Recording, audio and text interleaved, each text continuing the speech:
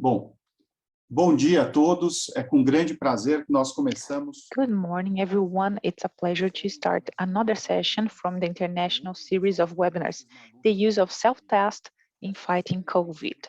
This series is being possible thanks to the support of a lot of entities that are collaborating in an active way to get the access to health through the different tools that come from diagnosis, going through changes in process and breaking paradigms.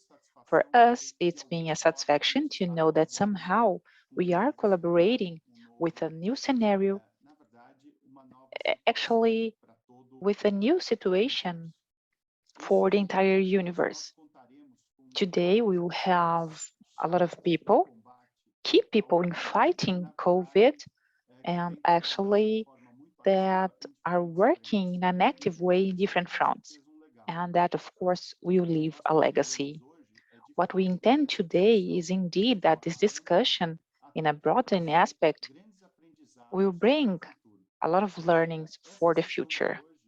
This session today and the webinars that we have been doing, it's been possible thanks to the support for the project for medical devices, COVID-19, the MDRC, USAID, ANS, the Inter-American Coalition, and London School Hygiene and Tropical Medicine, International Diagnostic Center, FIND, and many other collaborators and supporters that are making it possible to create spaces for discussion. And with that, before starting the first panel, I just would like to bring some information in a brief way about Aladiv. That has been the catalyst for that, I remember, but without the effort from everyone, this wouldn't be possible, is the Latin America Alliance for the Development of the In Vitro Diagnosis. And it was created from an idea, a challenge that Professor Rosana Pilin gave to us for representatives from several countries in an event called ACDX, that's Advanced Course in Diagnosis. This course exists for a while, from more than 10, 12 years. And it's a meeting moment from the leadership regarding health, especially for public health, bringing relevant topics regarding diagnosis to trying to get health security, accessibility, not only regarding prices to be accessible regarding that, and more sophisticated technologies and friendly technologies that can bring the access to the therapies in a more efficiency way. As an institution, it started in Brasilia, inside Anvisa. Anvisa gave any space and is an effort of industry, academy, and government. A lot of people that are here participated and are part of that in creating this or the several meetings that we've been doing every year. We have different webinars, workshops. A lot of them we used to do this in person, but we hope that we'll do this again, but trying to get the convergence of interest of everyone in the diagnosis, because we need to have an accurate test to be effective and that bring different quality aspects as safety, efficiency, promoting the access of the patients to new health technologies that are more suitable and more efficient.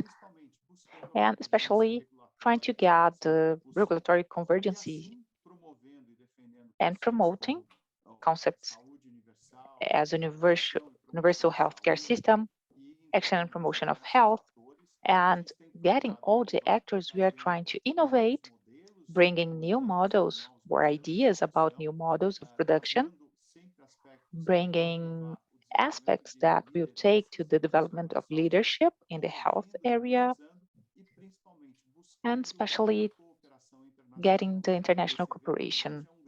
This event today is a big example, as the one that we did on March 31st. We are able to have here different people that are quite important in their area around the world. So we invite everyone in our international workshops. It's important to follow this. Why? Because they are changing the discussion in different areas. Here are some pictures just to remember some of the moments that were important and created something else that we're being able to move forward. Events that were done in São Paulo, Curitiba, Paraguay, and bringing some possibilities to have this discussion, showing the value of the diagnosis. So we would like to remind you that Aladiv is available to be part of every initiative that can promote this access, the sustainable access to health through diagnoses that are more accurate, because the future is in our hands. And to discuss this future, we bring the COVID example with my colleagues here from Aladiv. That is a pandemic that didn't end. The feeling here in Brazil is that it's in the final phase, but our concern is that this is not happening. So we need to be careful, because globally, if you look, the 2 years of pandemic were in the half of what the daily new cases that we have now. Shanghai is in lockdown. Korea has a meaningful growth of cases, and Europe also is seeing a new wave. Our concern is not to not consider what we have learned. So I invite all of you for this journey today, that we should end around noon here, the time here in São Paulo, and we will have a lot of people to talk from innovation areas in technology, as the role of genomics and the new variants. Bringing Find, the speaker, Professor Segundo Leon, will moderate this. The perspective to expand the testing, talking about the diagnostic project and the legacy to accelerate the access to diagnostic, led by WHO, and we have Chai, Find, and other actors that are doing a great work. And a rich discussion with the moderation from Professor Gonzalo Vencida, with different actors from the ministry, the society. So I count on all of you. Let's start. So Segundo Leon, please, you can continue now. Thank you, Segundo. Segundo is the director from Aladiv, professor from University San Juan Bautista. He's an infectologist, has a lot of knowledge on this area. With everyone. Gracias, Carlos, por darme el pase. Es muy grato para mí acompañarlos esta mañana. Thank you, Carlos. So it's important to me to be able to follow, to be here this morning and to present the first lecture. We're going to talk now about the role of genomics and the new variants.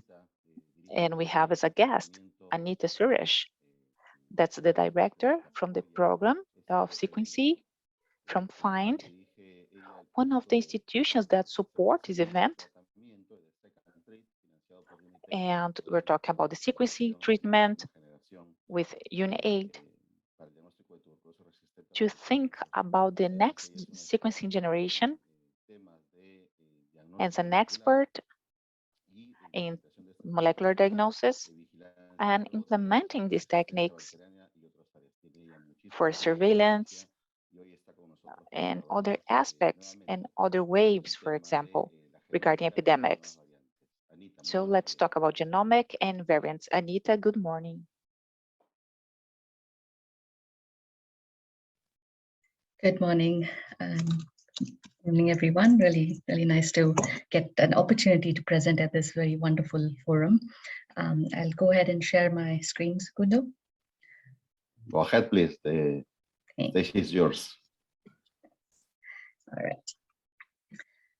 Right. So today, just I know the rest of the topic of the forum is really focused on the self-testing, and I think in linking with the testing and so on, the continued testing that is still a big need, and making sure that it's more obviously easier and better and more optimized for patients to be able to get access to testing. I think alongside it, in thinking of a pandemic, the whole role of genomics and the role of next-gen sequencing has been a critical one, and as this pandemic has really shown.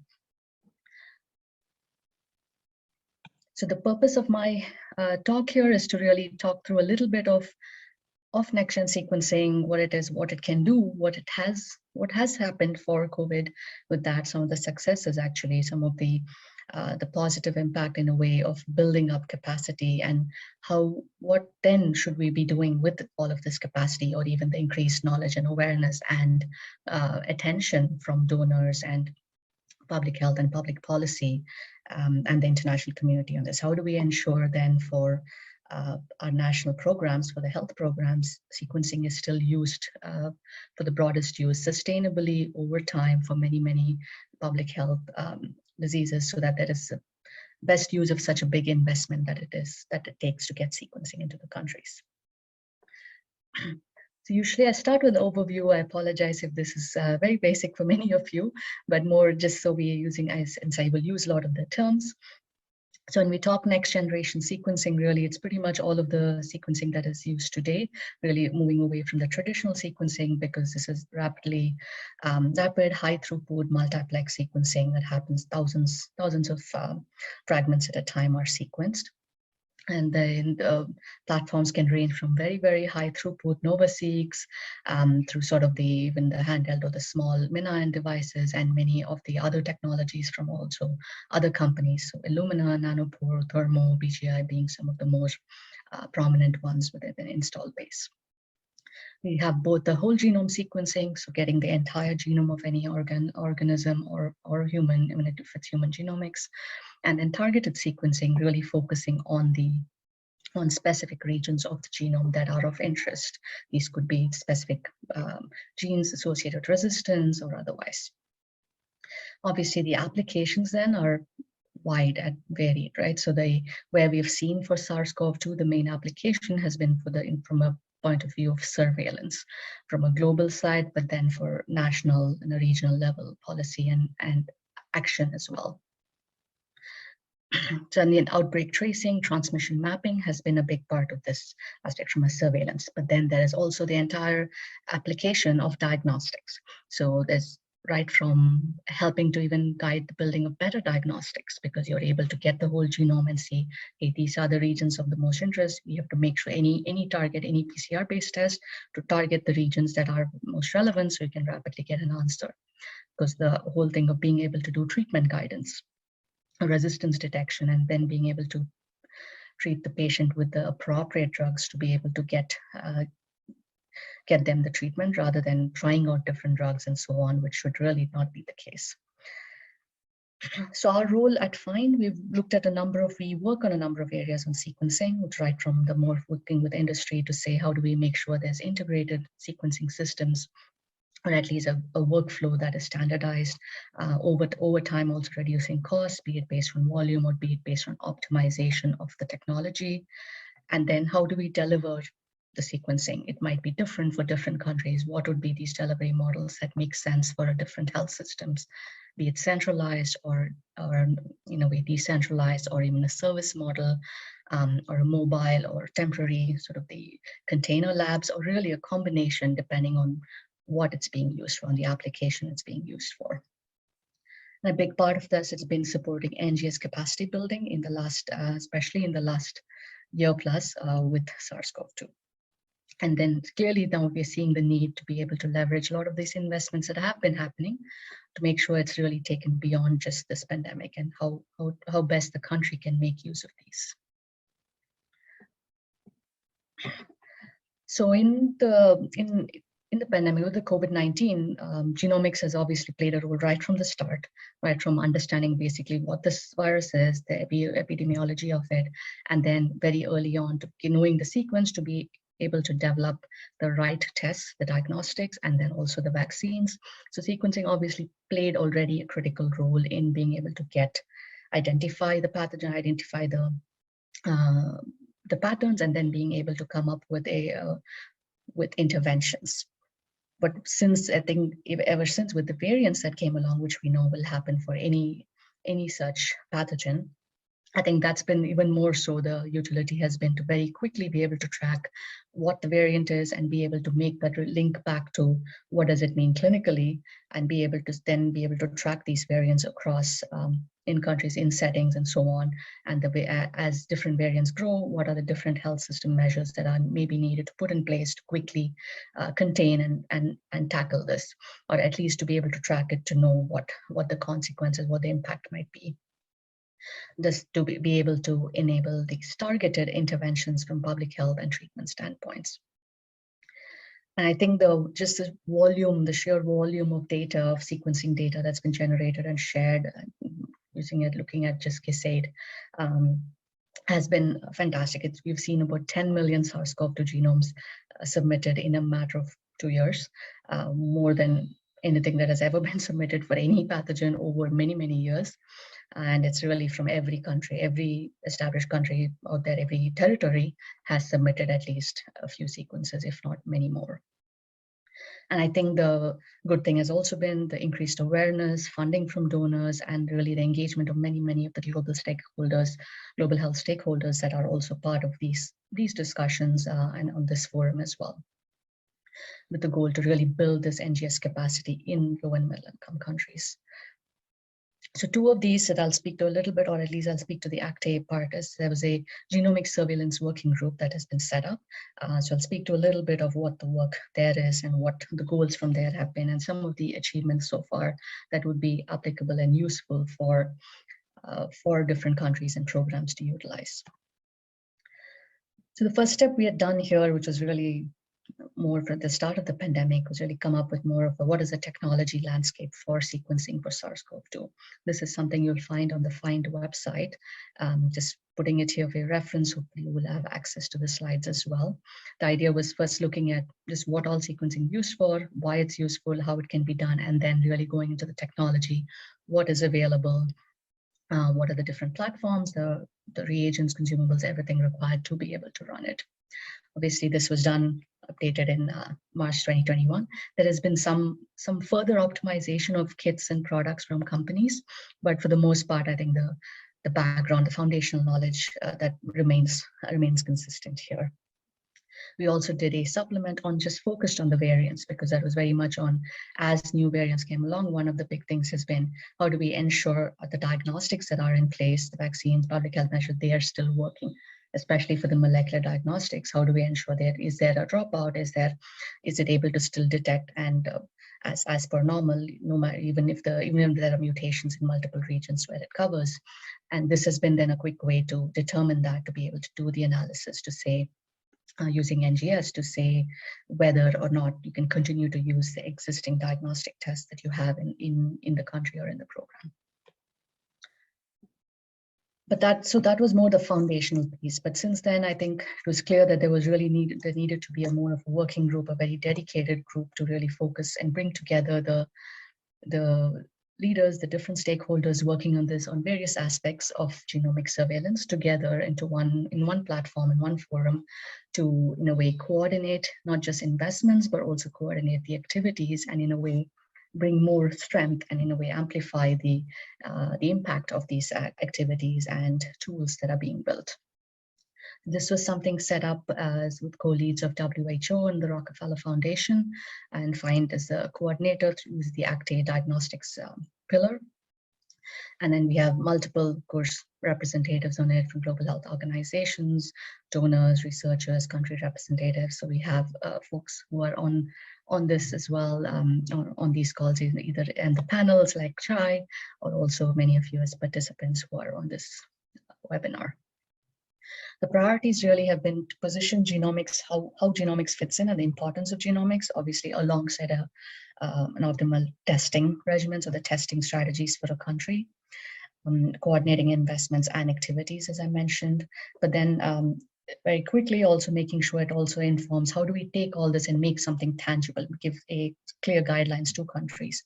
And I think this was really timely that the WHO then we could really, in a way, contribute a lot of the activities, a lot of the focus and priorities that were done within this, as the exercise within this group, we were able to feed in or at least help to inform the WHO Global Genomic Surveillance Strategy that was just the final version, the official version, which was just published last week.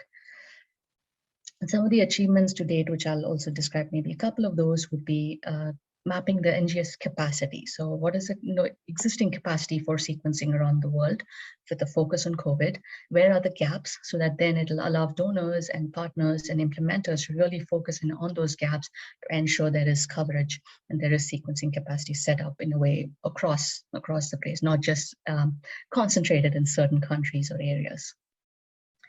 And then developing technical and operational guidance is another aspect, ensuring there is ways, okay, so there are protocols out there, or there is these test kits or bundles I can buy, but how do I run this routinely? How do I incorporate it into my system? So there's some levels of guidance and tools that we're working on that allow programs to select, countries to select even which level of platform, what throughput do I need, and so on.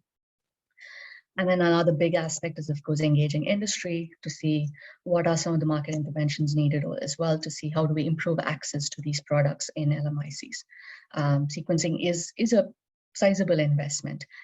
We have seen a lot of, it has come a long way since before, and the fact that there are COVID-specific kits and workflows and, in a way, packages you can procure from manufacturers is a huge plus, is probably the first of its kind for global health. So I think we want to make sure this is something that can continue to be used for other diseases as well by LMICs. And for that, we need something that's standardized, easy to use, and of course, affordable for countries to be able to procure in volumes. And overall, all of this really leading towards genomic capacity building in LMICs. Just a word on the global genomic surveillance strategy. Again, perhaps many of you might already be familiar with it, but I think that what I wanted to highlight here is essentially how the objectives really neatly align all the aspects that you would think of that would be needed for to implement such something like sequencing, because unlike testing, it's not really a one, we get a box and it's there and it's done and we can move on and we just add more boxes or more instruments to, and more will be done. I think it's also about what are the tools we need to give to improve so people can continue to use it and be able to use it reliably and scale it up as they need. The beauty of sequencers is that you can put more, the more you put on a sequencer, the cheaper it is. But then for that, you need to be able to know what you want to put in there, how you want to batch it, how do you get access to your samples, how do you process samples, and so on. So some of the technical aspects, but also the implementation aspects of running sequencing as part of a program. So the tools aspect is one, and the other, of course, in hand, is strengthening the workforce to ensure there are folks that are trained in sequencing, so all the way not just in the lab workflow, but also in the bioinformatics, the analysis piece, which is obviously a very important aspect because there's so much data that you can get from sequencing. You want to make sure it's actually something you can use at the end of the day, be it for public health action, or be it for epi reasons, or be it for clinical action, as the case may be, depending on the application. And hence the data utility, data sharing and utility it's a separate, almost a work stream or objective, where there's a lot of progress we've seen here. There's a lot still to be done to ensure this is something even more standardized, and the metadata especially. So not just the sequencing data, but everything associated with the sequence, which is in a way even more important to ensure that that sequence or that sample is made sense and it's seen in the context of what is needed or not needed. And then really taking it beyond sort of the utility in one pandemic or this pandemic is how do we add it to the broader surveillance infrastructure. So it's not just genomic surveillance is just one part of the entire surveillance architecture. How do we ensure this is linked? How all the testing, right, from self-testing, the RDTs, PCR testing, and so on, all of that data, but also the data that comes from genomics, which is going to be only a smaller percentage proportion of samples that are sequenced. How do we ensure this is all in a way tied together, linked together, and comes together to actually help the national programs, and not just about showing in the inner world in sort of the data for a global tracking of cases. So I think that is a critical part that needs to be thought of, that countries are really incorporating, saying, how do we put this as part of our overall surveillance system, and how do we strengthen this together, not just the genomics.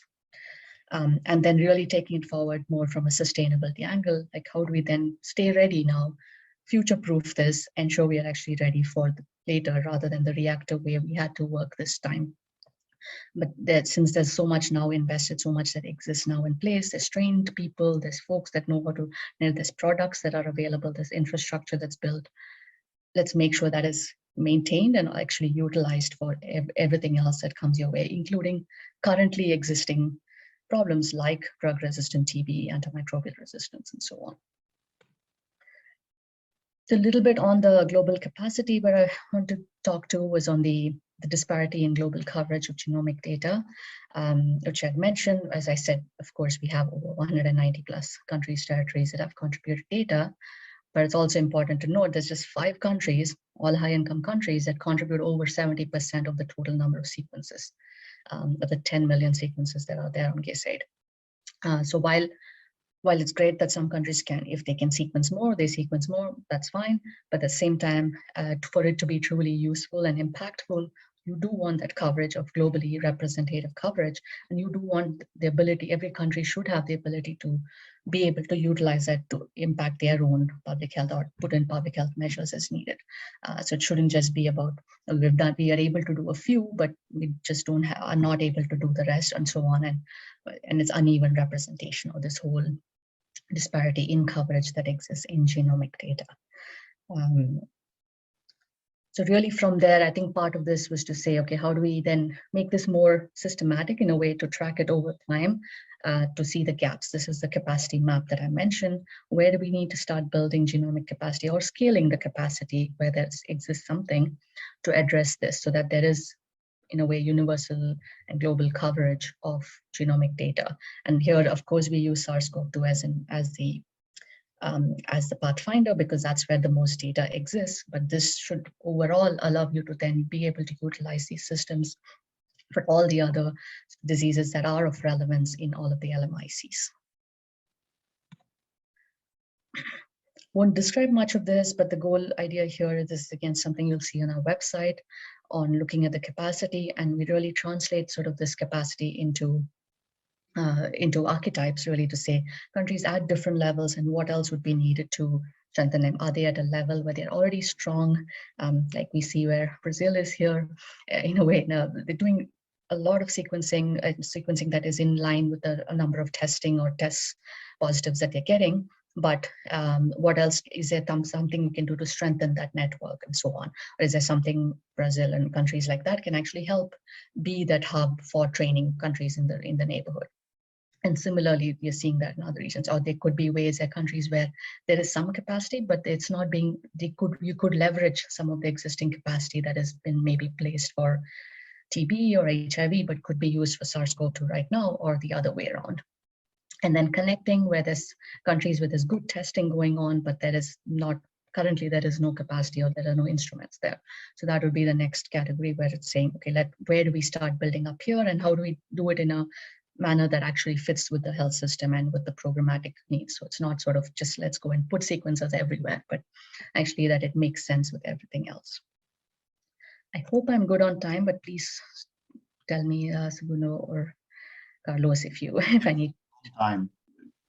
Okay. Zero time. Great.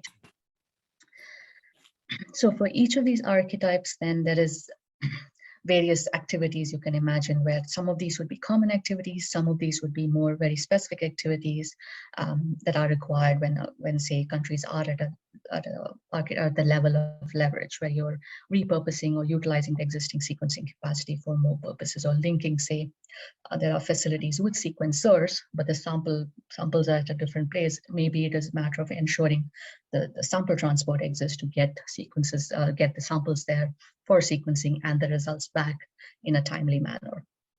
But a lot of this would also involve some of the needs assessment, but really seeing from either, depending on where it's health system or programmatic use and so on, what are the needs, in a way to build that, what is it being used for, and what else, what are some gaps there that we can be addressed, which may or may not, there might be some things common across really across LMICs, there might be some more specific country-specific needs that need to be addressed as well. So really the basis of this, and I'm trying to make sure it links to the overall theme of those webinar series, which has been really on the testing. I think it all starts with obviously your testing capacity and the importance of continued testing and the access to testing. Because without that, I mean, no matter what, if you're doing sequencing of the few that you've tested, that's really not going to be very helpful. In fact, it's probably a better use of your resources would be to emphasize on the testing aspect and to get enough testing coverage first. But I think they're all linked, and I think that's what we wanted to emphasize, or we continue to track. And this, as you can imagine, this is data that changes, and we've seen it's really been great to see the growth across countries just in volumes of data and NGS capacity. So this will be continued to updated on you'll see it on the dashboard on a monthly basis, so that as numbers, hopefully you're also seeing countries even move in a way, graduate from different archetypes to the next one, depending on where they started and so on. This is just a quick one to say some of the capacity building work. There's obviously a range of countries we worked, and this is just for FIND. There's obviously many partners working on this. This is an example of a selection of countries where we are working to support.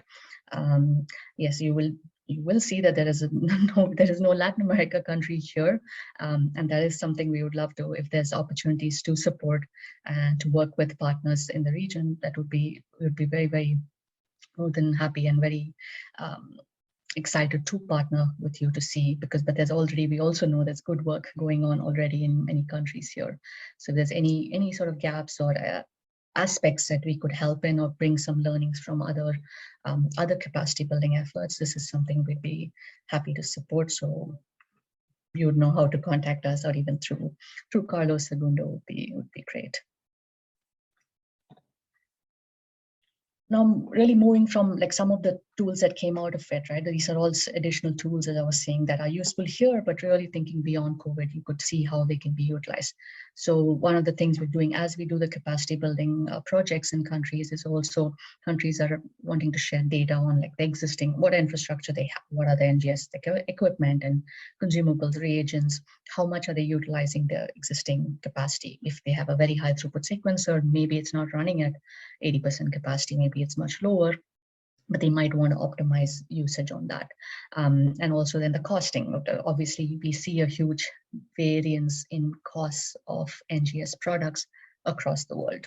That definitely remains the case. And I think that to understand what are those drivers that are contributing to this, is it just import costs and regulatory, those barriers? Is it just distributor margins and so on? Or are there other factors as well beyond just, because if there's a list price, but then by the time you get the product gets to the country site, there's so many things that have been added to it, or so many sort of aspects.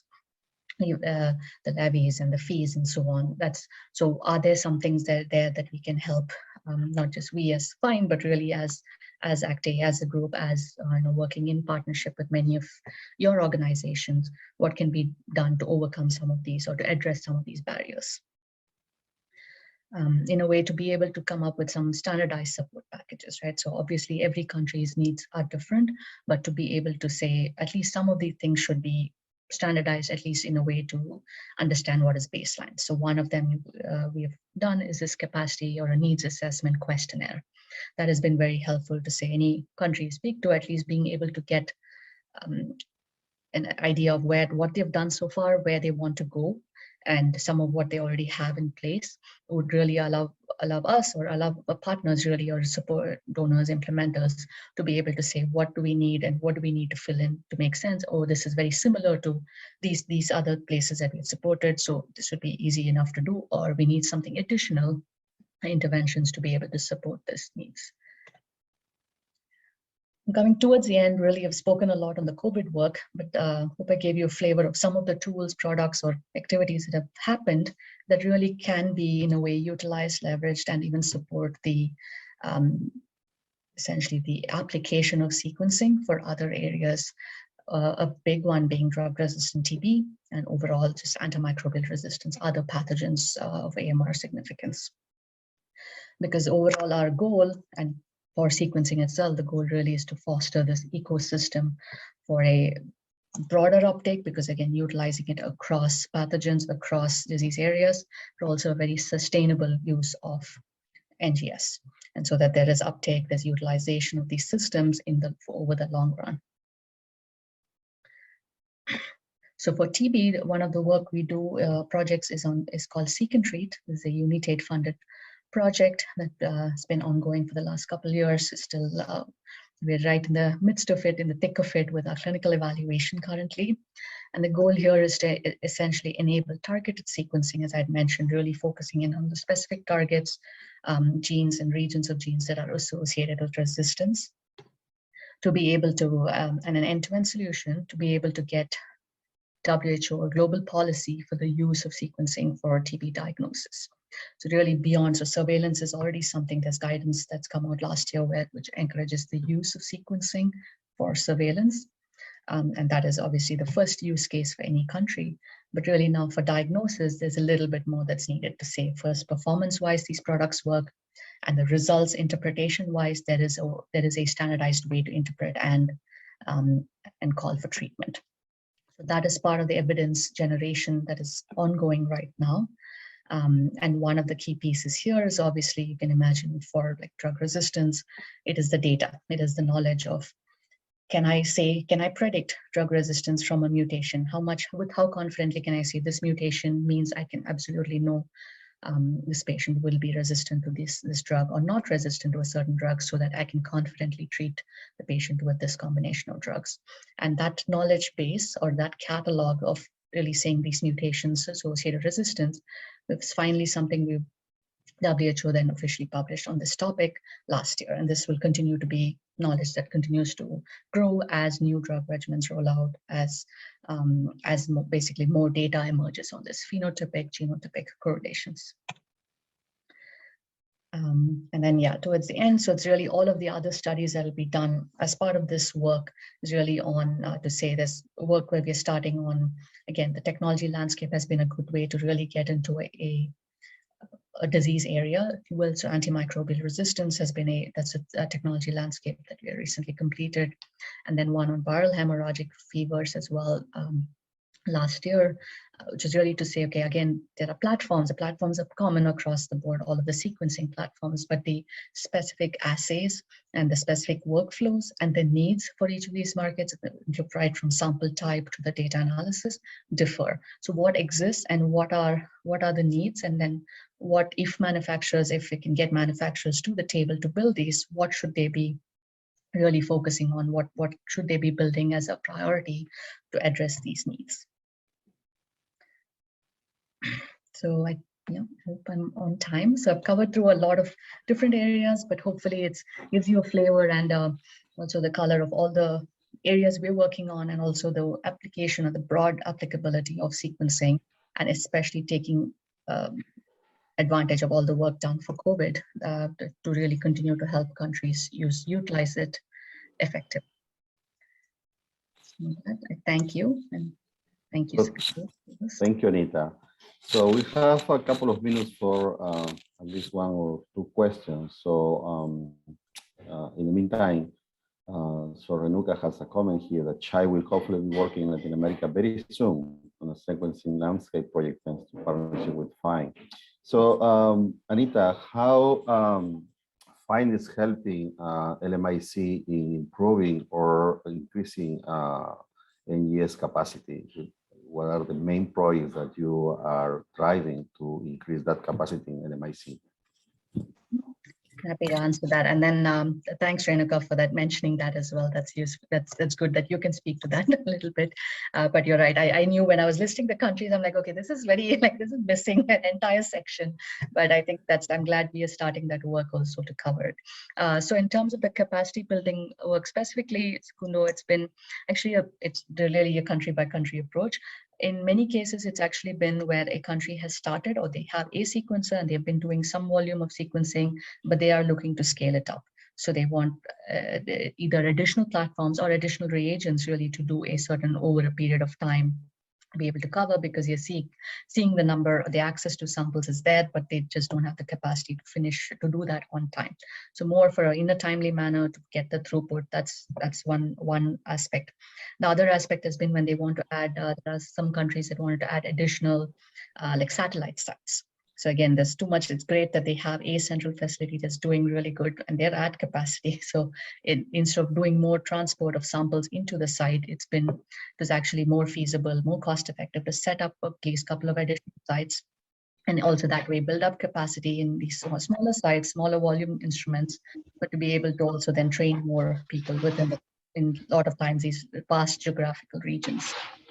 That's in the other way. And the third way has been some things on whether the countries are also using this, or the sites we're working with are also using this to inform the strategic framework for the national strategic plans for the use of genomics. So even though part of the work is on utilizing it for COVID, we also say we have these, do some analysis to say this is useful for this. We might do a validation of some of the other samples as well. So I think these have been three big areas. So there's capacity building of training, satellite sites, and just volumes throughputs of.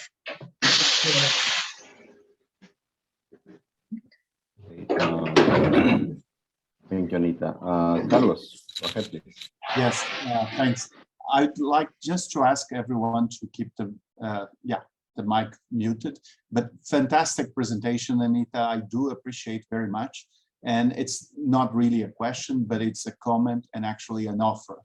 I was the day before yesterday with the Secretary of Health Surveillance in Brasilia, and he was making the comment about the 27 NGS instruments that were placed in the central labs of the Ministry of Health. So, and that was exactly for monitoring and following up the variants of COVID. But the idea is exactly to see what are the other possibilities that we have, as you pointed out very well in your presentation. So together with Chai, I am sure that the Brazilian Ministry of Health would be very pleased.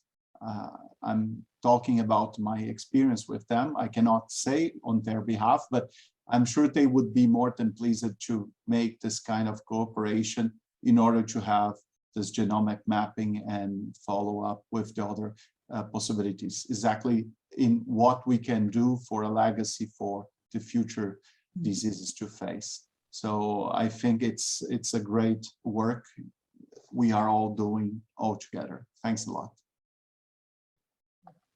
Thank you very much. This is really, it'll be really cool to be able to work with Brazil on this. 27 labs is great. Fantastic. Thank you, Anita. Final remarks. Yeah, thank you, Anita. I just want to thank Anita for the great presentation. We're on time. So now we're going to the second part of the symposium. Thanks, Anita. Thanks, Carlos. Thanks a lot, Segundo. Thanks, Anita.